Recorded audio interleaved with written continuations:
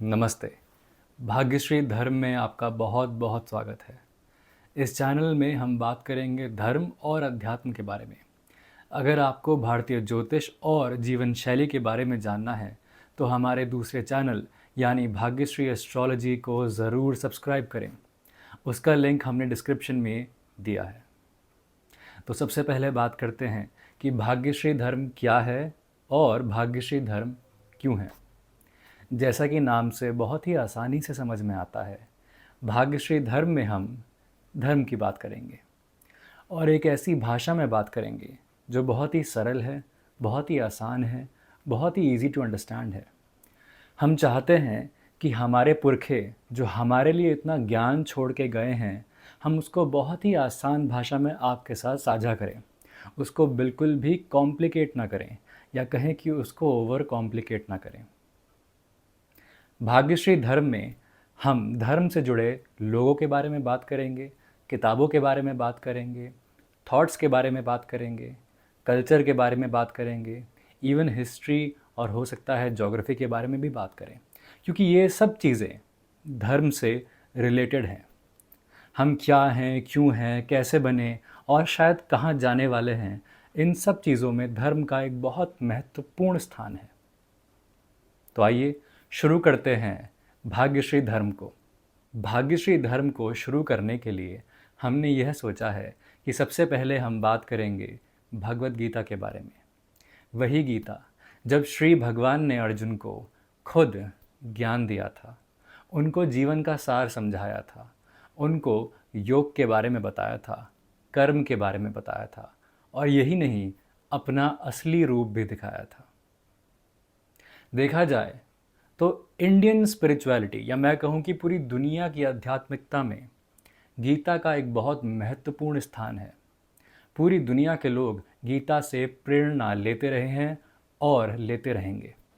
इसीलिए ये बहुत इम्पॉर्टेंट हो जाता है, बहुत महत्वपूर्ण हो जाता है कि हम गीता से ही शुरुआत करें। और श्री भगवान ने मतलब श्री कृष्ण ने अपने मुख से जो शिक्षा हमको देनी चाहिए है उसके बारे में पहले समझें और उसके बारे में बात करें। गीता के बारे में थोड़ा जान लेते हैं। गीता महाभारत का हिस्सा है। गीता में 700 श्लोक हैं और उन 700 श्लोकों में हम जानते हैं कि महाभारत में हो क्या रहा है और वहाँ पे अर्जुन और श्री कृष्ण के बीच में आखिर क्या वार्तालाप होती है। कुरुक्षेत्र में जब अर्जुन अपने ही भाई बंधुओं को अपने सामने देखते हैं, जब उनको यह रियलाइज़ होता है, जब उनको यह ज्ञात होता है कि मुझे इन्हें ही मारकर ये युद्ध जीतना पड़ेगा, तो उनका मन थोड़ा बैठ जाता है। वो व्याकुल हो जाते हैं, वो अपना धनुष छोड़ देते हैं। वो तो ये तक चाहते हैं कि मैं इस लड़ाई से दूर ही चला जाऊं तो बेहतर है। वो सोचते हैं कि अपने ही भाई बंधुओं को मारकर, अपने ही कुल का नाश करके मुझे स्वर्ग भी मिल जाए तो मुझे वो नहीं चाहिए। इसी मौके पर श्री कृष्ण उन्हें धर्म के बारे में समझाते हैं, सत्य और असत्य के बीच का ज्ञान देते हैं। और जब अर्जुन ये सारी बातें समझ जाते हैं और अपने अंदर के सारे क्वेश्चंस, अपने सारे डाउट्स क्लियर कर लेते हैं, तो सोचने समझने और जानने वाली बात यह है कि गीता को पढ़कर इंसान का चरित्र अपने आप ही एक नई ऊंचाई पर चला जाता है। वैसे देखा जाए तो गीता काफ़ी कॉम्प्लिकेटेड है, काफ़ी मुश्किल है, इसको समझना आसान बात नहीं। लेकिन मैं ये कहना चाहूँगा कि अपने ऊपर बिल्कुल भी प्रेशर मत लेना। ये मत सोचना कि गीता मुझे समझनी ही समझनी है और पूर्णतः समझनी है, हर श्लोक जानना है, हर श्लोक को समझना है और हर श्लोक के अंदर के रहस्य को जानना है और उसके पीछे के भी रहस्य को समझना है। ऐसा नहीं हो पाएगा। जी हाँ, अगर इस दुनिया में कोई ये कह दे कि मुझे गीता पूरी तरह समझ में आती है तो वह पूर्णतः झूठ बोल रहा होगा, वो आपसे सच नहीं कह रहा होगा। गीता को समझना अपने आप में बहुत मुश्किल है, क्योंकि गीता में जो लिखा गया है वो खुद भगवान ने बोला है, वो किसी इंसान ने नहीं कहा, किसी इंसान की समझ की बात नहीं है। और जो भगवान ने खुद कहा है, क्या उसे समझना आसान होगा? लेकिन बात यहाँ पे मुश्किल की नहीं है, बात है यहाँ पे गीता को जानने के बारे में, उसको समझने के बारे में। और मैं आपको ये गारंटी देता हूँ कि अगर आपने गीता में जो भी कुछ समझा, जितना भी समझा, अगर उसको आप अपनी लाइफ में इंट्रोड्यूस कर पाए तो आपकी लाइफ चेंज हो जाएगी पूरी तरह। गीता को रटने का काम नहीं है, गीता कोई सर्टिफिकेट नहीं है, गीता कोई डिग्री नहीं है। गीता को आपने अपनी बुद्धि से समझना है, जो आपको समझ में आता है, और जो चीज़ आप अपनी ज़िंदगी में कर सकते हैं वो आपको करना है।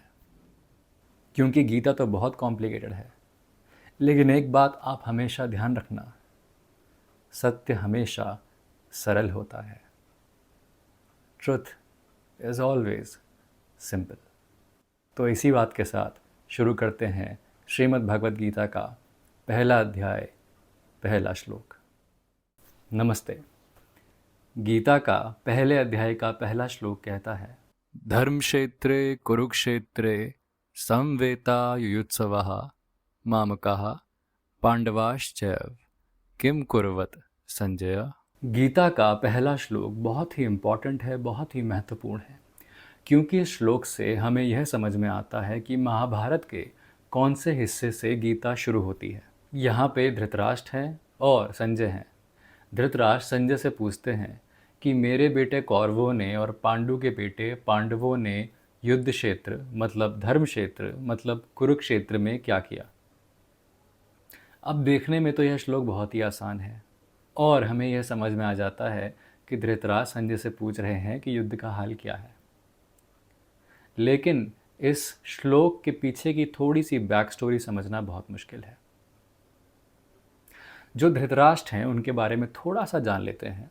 धृतराष्ट्र जो हैं वो हस्तिनापुर के राजा हैं, कौरवों के पिता हैं, पांडु के भाई हैं। यहाँ पे हमें यह पता लगता है कि वो कुरुक्षेत्र में नहीं है। वो संजय से पूछ रहे हैं कि उनको हाल बताया जाए युद्ध का। जो धृतराष्ट्र है वो अंधे हैं, वो आँखों से अंधे हैं। अब मैंने ऐसा क्यों कहा? क्योंकि आँखों के अलावा वो मन, बुद्धि, विवेक, इन तीनों से भी अंधे ही हैं। लेकिन इसके बारे में हम बात नहीं करेंगे, यह गीता का हिस्सा नहीं है। दूसरी ओर संजय हैं। संजय को हम धृतराष्ट्र का सहायक मान सकते हैं, उनका मंत्री मान सकते हैं। धृतराष्ट्र के आदेश का पालन करना संजय का काम है और यह काम वो बहुत ही लॉयल्टी के साथ करते हैं। संजय के जो पिता थे वो भी यही काम करते थे और अब संजय पूरी निष्ठा के साथ, पूरी ईमानदारी के साथ धृतराष्ट्र के लिए काम करते हैं, उनके सेवक हैं। तो अब आप ये सोचिए कि ना धृतराष्ट्र कुरुक्षेत्र में है, ना संजय कुरुक्षेत्र में है, तो फिर संजय को कैसे मालूम पड़ता है कि कुरुक्षेत्र में क्या हो रहा है? हम में से कुछ लोग जो पहली बार शायद गीता सुन रहे हैं उनको भी यह डाउट तो आएगा मन में, बहुत ही ऑब्वियस डाउट है। तो इसका आंसर यह है कि जो संजय थे उनके पास दिव्य दृष्टि थी। युद्ध क्षेत्र में क्या हो रहा है वो सब देख सकते थे, वो सब सुन सकते थे। हाँ, लेकिन आपको ये जानना ज़रूरी है कि संजय जो थे वो कोई बहुत ज्ञानी इंसान नहीं थे, कोई महात्मा इंसान नहीं थे, कोई बहुत शक्तिशाली इंसान नहीं थे। ये जो पावर थी दिव्य दृष्टि की, जिसे हम एक टेलीपैथिक पावर भी बोल सकते हैं, यह पावर उनको दी थी वेद व्यास जी ने। वेद व्यास जी कौन थे? वेद व्यास जी थे पांडु और धृतराष्ट्र के पिता। अब इसके पीछे भी एक बहुत लंबी बैक स्टोरी है, लेकिन वहाँ पे हम नहीं जाएंगे। वेद व्यास जी वही थे जिन्होंने महाभारत भी लिखी। तो वेद व्यास जी पहले जाते हैं धृतराष्ट्र के पास और वो कहते हैं कि मैं चाहता हूँ कि तुम ये युद्ध देखो। अब जो धृतराष्ट्र हैं वो तो अंधे हैं, तो वेद व्यास जी कहते हैं कि मैं तुम्हें एक दिव्य दृष्टि देना चाहता हूँ जिससे तुम पूरे युद्ध का हाल देख पाओगे, सुन पाओगे। लेकिन धृतराष्ट्र मना कर देते हैं। अब आप सोचिए एक कैसा डिलेमा है, कितनी बड़ी असमंजस की बात है कि एक इंसान जिसने कभी भी कुछ नहीं देखा, और आप जानते हैं कि हमारे सेंसेस में आंखें कितनी महत्वपूर्ण होती हैं। अगर आंखें ना हो तो कितना सुंदर दृश्य हो, क्या फ़र्क पड़ता है? कितना अच्छा भोजन हो, ज़्यादा स्वादिष्ट मालूम नहीं होता। कितना ही सुंदर व्यक्ति सामने खड़ा हो, ज़्यादा खुशी नहीं होती। अपने माँ बाप हो, अपने भाई बहन हो, ज़्यादा प्यार नहीं आता, क्योंकि आँखें बहुत महत्वपूर्ण हैं। देखना बहुत ज़रूरी है। और एक ऐसा इंसान जिसने कभी भी कुछ नहीं देखा, उसको जब आंखें मिल रही हैं तो वो मना कर देते हैं। अब यहाँ पे कुछ कंक्लूजन्स हम निकाल सकते हैं कि धृतराष्ट्र नहीं चाहते थे अपने ही कुल का नाश होते देखना। वो नहीं चाहते थे कि जब उन्हें आंखें मिले, और वो तो किस्मत से मिल रही थी कि उन्हें आंखें मिल रही हैं, और वो अपने ही बेटों को मरता देखे, अपने ही कुल का नाश होते देखे। शायद वो जानते थे कि जो कौरव हैं वो अधर्मी हैं और वो सत्य के साथ नहीं है, और उनका नाश होना बनता है। अगर आपको इसके अलावा भी कोई रीज़न समझ में आता है कि धृतराष्ट्र ने क्यों मना किया, तो कमेंट बॉक्स में ज़रूर लिखिएगा। तो इसके बाद वेदव्यास जी जाते हैं संजय के पास। अब वो संजय के पास ही क्यों जाते हैं? बहुत सारे लोग होते हैं, किसी को भी दे सकते थे वो। उन्होंने संजय को ही क्यों चूज़ किया? क्योंकि हम संजय के बारे में थोड़ा जान लेते हैं कि संजय तो बहुत लॉयल इंसान थे, साथ ही साथ वो बहुत स्पष्टवादी थे। वो सच कहते थे, जो होता था वो कहते थे। घुमा फिरा के बोलना उनको नहीं आता था, वो करते नहीं थे। और ये जो क्वालिटी थी संजय की, इसके बारे में वेदव्यास जी को अच्छी तरह मालूम था। इसीलिए वो संजय के पास जाते हैं, और संजय बहुत ही सरलता के साथ ये एक्सेप्ट कर लेते हैं, क्योंकि उनका काम है to work for the throne. जो सिंहासन पे है उसके लिए काम करना उनका धर्म है, उनका कर्म है। इसलिए संजय मान जाते हैं। तो अब संजय का काम ये है कि धृतराष्ट्र को वो सब बताएं कि युद्ध क्षेत्र में क्या हो रहा है। अब आप ये सोचिए कि कुरुक्षेत्र में जहाँ युद्ध हो रहा है, जो ग्राउंड है वो लगभग 64 किलोमीटर लंबा और 64 किलोमीटर चौड़ा है। अगर आपके पास आंखें भी हों तो क्या आप 64 किलोमीटर लंबे चौड़े मैदान में कहाँ क्या हो रहा है देख पाएंगे? नहीं देख पाएंगे। लेकिन संजय देख सकते थे, क्योंकि उनके पास ये टेलीपैथिक पावर थी। पूरे मैदान में, पूरे ग्राउंड में कब कहाँ क्या हो रहा है, किसने किससे क्या कहा, किसने किसके साथ क्या किया, यह वो सब देख सकते थे। और यही नहीं, किसके मन में क्या आ रहा है, जो अनकही बात है वो भी जान सकते थे। तो संजय बहुत ही ज़्यादा शक्तिशाली हो गए थे। और संजय बहुत इम्पॉर्टेंट हैं, क्योंकि अगर संजय ना होते तो हमें कभी पता ना चलता कि भगवान और अर्जुन के बीच में क्या बात हुई। इसीलिए संजय का जो कैरेक्टर है वो बहुत इम्पॉर्टेंट है, और संजय के चरित्र को जानना भी बहुत इम्पॉर्टेंट है। संजय पे हम पूरी तरह भरोसा करते हैं कि संजय ने कोई भी बात बढ़ा चढ़ा के या घटा के नहीं बोली, कोई भी बात इस डर से नहीं छुपाई कि उनके राजा उनके साथ कुछ भी बुरा भी कर सकते थे, वो दुखी भी हो सकते थे। लेकिन संजय ने सब कुछ स्पष्ट कहा, सब कुछ साफ साफ धृतराष्ट्र को बताया। तो होता क्या है कि लड़ाई के 10 दिन के बाद भीष्म पितामह की मौत हो जाती है, और संजय यह समाचार लेकर धृतराष्ट्र के पास जाते हैं, उनको बताते हैं। धृतराष्ट्र को बहुत दुख होता है, उनको सच में बहुत दुख होता है, क्योंकि भीष्म पितामह सबके रिस्पेक्टेड थे, हर कोई उनकी बहुत ज़्यादा इज्जत करता था। तो यह समाचार सुन के धृतराष्ट्र को बहुत ज़्यादा दुख हो जाता है, बहुत धक्का लग जाता है, और जो अपने बेटों की हार थी वो उनको समझ में आ ही जाती है। तब वो संजय से कहते हैं कि मुझे अब आप विस्तार से बताओ कि आखिर हुआ क्या युद्ध में।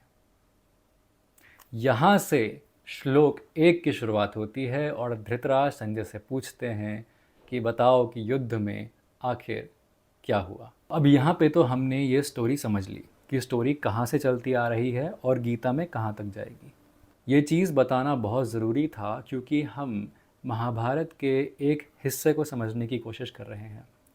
और अगर इसके पीछे की कहानी का हमें बिल्कुल भी ज्ञान नहीं होगा, हमें बिल्कुल भी पता नहीं होगा कि आखिर हो क्या रहा है, क्यों हो रहा है, तो फिर इस बात से रिलेट कर पाना मुश्किल हो जाएगा, इस बात को समझ पाना, इस बात को डाइजेस्ट कर पाना मुश्किल हो जाएगा। इसीलिए हमने थोड़ा सा समझा कि आखिर इस श्लोक में आने से पहले होता क्या है। दूसरी बात, स्टोरी तो हमने समझ ली कि स्टोरी में क्या होता है। अब इस स्टोरी के पीछे की पोएटिक वैल्यू भी समझना बहुत ज़रूरी है, क्योंकि वेद व्यास जी ने जो ये महाभारत लिखी है, और उसके बारे में हम नहीं जाएंगे कि यह महाभारत गणेश जी ने लिखी थी और वेद व्यास जी ने बोली थी। हम नॉर्मली यही कहते हैं कि वेद व्यास जी ने महाभारत लिखी थी। तो वेद व्यास जी ने जो इतनी बड़ी कहानी है लिखी है, जो ये हिस्ट्री है हमारे भारत की, इसके पीछे का रीज़न क्या है? हमें समझाना, हमें सीख देना ही तो है। और ये सीख सिर्फ वो सीख नहीं है कि भगवान ने अर्जुन से कुछ कहा और हमने सीधे सीधे उसको मान लिया। नहीं, यह कहानी बहुत ही ज़्यादा इंटेलिजेंस के साथ लिखी गई है। जीनियस हम इसे कह सकते हैं। हर कैरेक्टर कुछ ना कुछ रिप्रेजेंट करता है और हर कैरेक्टर से हम कुछ ना कुछ सीख सकते हैं, समझ सकते हैं। यहाँ पे धृतराष्ट्र जो है वो ईगर है, वो इच्छुक हैं, वो अंधे हैं, शायद हम सब की तरह, क्योंकि हम सब जानना चाहते हैं। हम यह जानना चाहते हैं कि सच क्या है, सच्चाई क्या है। दूसरी तरफ संजय हैं, और संजय क्या है? संजय हैं सेल्फ एनालिसिस। संजय हैं खुद को आंकना, क्योंकि जब हम खुद को आंकते हैं तब हम बिल्कुल सच कहते हैं, बिल्कुल सच समझते हैं, तब वहाँ झूठ का कोई हिस्सा नहीं होता। एक और बात समझने वाली है। हम जानते हैं कि कुरुक्षेत्र का युद्ध अब शुरू होने वाला है।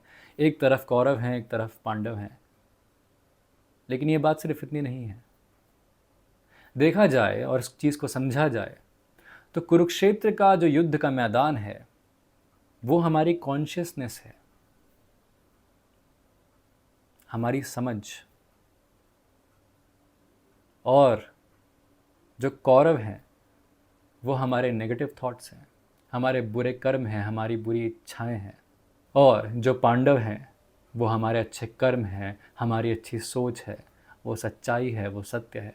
तो हमारी कॉन्शियसनेस में हमेशा ये नेगेटिविटी और ये पॉजिटिविटी आपस में लड़ती रहती है। ये टसल हमेशा रहता है, और हमेशा या तो बुराई ऊपर होती है या तो सच्चाई। और वेद व्यास जी यही चाहते थे कि गीता से हमें इतनी शक्ति मिले, हमें इतनी समझ मिले कि हमारे अंदर की जो सच्चाई है वो हमेशा हावी रहे, वो हमेशा ऊपर रहे। बुराई तो पूरी तरह कभी नहीं मिट पाएगी। अगर मिट जाए तो हम भगवान बन जाएंगे। लेकिन ज़रूरी यह है कि बुराई के होते हुए भी हमें इतनी समझ हो कि हम हमेशा अच्छाई को चूज़ करें, हमेशा अच्छाई के साथ रहें, अच्छे कर्म के साथ रहें, सत्य के साथ रहें, तभी हमारी ज़िंदगी सफल हो सकती है।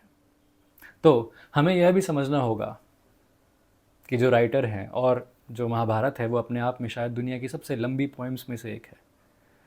तो जो राइटर हैं उन्होंने बहुत छोटी छोटी चीज़ें, बहुत छोटी छोटी हिंट्स हमारे लिए रख छोड़ी हैं, जिन्हें समझना हमारे लिए ज़रूरी है।